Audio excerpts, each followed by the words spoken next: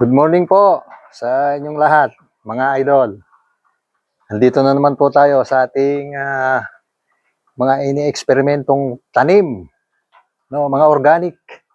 Na-applyan natin siya ng mga organic. So, shoutout nga pala sa ating idol na si Albe Kunanan Gokotano. Ayan, shoutout sa iyo, idol. Ito na yung sinasabi ko sa iyo na natuklasan ko. Oh. Sakto. Sili rin yung tanim mo. Sabi mo nga, eto na. May proof ako sa iyo.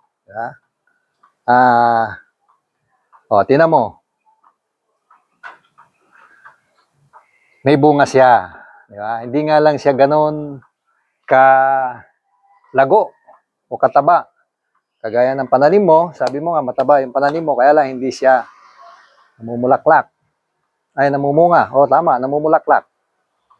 So, ito yung in-apply ko, idol. Organic din. Alam mo ito? Balat ng saging. Nilagay ko sa isang lalagyan, nilagyan ko ng tubig. Ito'y napanood ka rin sa isang idol natin, no, sa Facebook. At ginawa ko naman. Pagkalagay mo, sabi niya after 24 hours, pwede mo na siya i-dilig, i-apply. I-dilig mo siya sa puno. So, gusto ko marami pang pag-aaral kasi hindi ko pa siya fully recommended. Kasi nga, isa pa lang yung napapabunga ko. Actually, in-applyan ko na yung aking mga eggplant o yung talong. Namulaklak siya, kaya lang, nagkaroon ng insekto. Ayaw tumuloy yung kanyang, kaya nga, sa mga susunod, ipapakita ko rin kung ano yung nangyari sa ating pag-i-spray sa baking soda.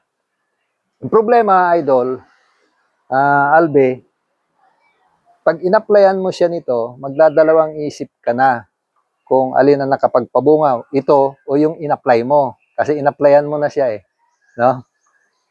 Pero siguro, palipasin mo, mga 1 buwan siguro at hindi na munga,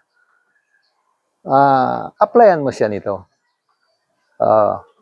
Para makita mo rin. Mag-eksperimento tayo, samahan mo ko, samahan din kita. Samahan nyo ako, mga idol, sa mga eksperimento natin sa tanim na organic. Yung pwede nating kainin na hindi makakaapekto sa ating katawan. Di ba? So, yan lang mga idol ang aking update. Abangan nyo yung update ko sa pag-spray ng aking eggplant sa mga susunod na araw para makita nyo kung ano yung nangyari doon sa aking ginawang pag-spray. Pero ang sabi ko nga sa inyo, huwag nyo munang gagayahin. Tignan nyo muna kung anong nangyari para alam nyo. So, hanggang dito na lamang.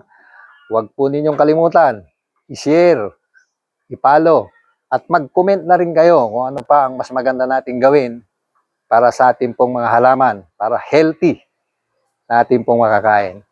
Good morning!